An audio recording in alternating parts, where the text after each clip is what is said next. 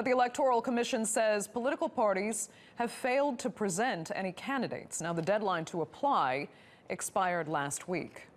And for more, TRT World's Middle East correspondent Iolo Dafyff joins us now live from Erbil. Hi, Iolo.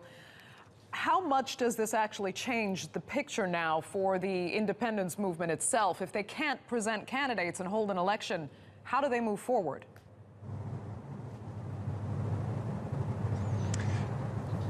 Well, they're in a kind of a paralysis, and these rumours about postponing the parliamentary and presidential elections, which were earmarked for the 1st of November, have been circulating for a few days because, of course, Massoud Barzani is in a delicate position. He's in a delicate position after pushing ahead with the referendum last month, and then the tumultuous events of last week and the Peshmerga forces pulling back from Kirkuk, but also being pushed back into the Kirkuk region, as we've seen over the last few days, almost as far back as the Kurdistan regional government's actual border.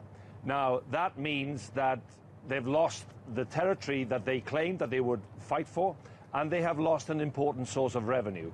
So if there is no presidential candidate instead of Barzani, does that mean that Barzani stays as president, because he has been staying on for 2 years without a democratic mandate? His period in office was extended by Parliament in 2015. He did say in 2016 he'd stand down, but it does show this huge division between the various factions, the KDP, the Kurdistan Democratic Party, and the Patriotic Union of Kurdistan, the PUK, on the east and the west of this semi-autonomous region.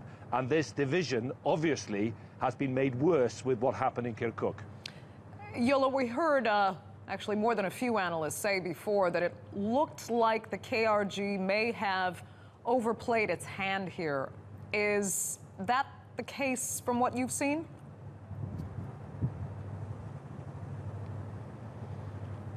I'd love to be able to ask Kurdish politicians in this region, but they're not answering calls and they don't want to be interviewed.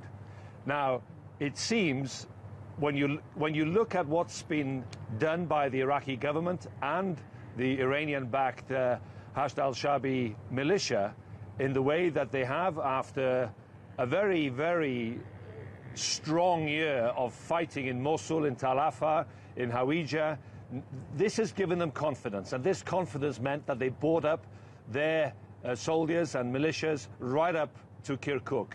The expectations was they would be fighting, and yet within days the Peshmerga forces had totally left Kirkuk city and has almost cleared out of the Kirkuk region. So I think there's a lot of confidence from the Iraqi government with the Iraqi military, with what they've learned in their fighting against Daesh over this last year. And now it seems that the KRG is in a very precarious situation. And there will be lots of people, not just in Turkey and Iran and in Iraq, who will be looking at how democracy now is played out inside the KRG, but how this is done in terms of the federal government of Baghdad as well. And I'm referring, of course, to the European Union, to the United Nations, to the United States, as well as Russia. All these players have an interest in what happens in the KRG region, not just the immediate neighbours and, of course, the government of Haidar al-Abadi in Baghdad.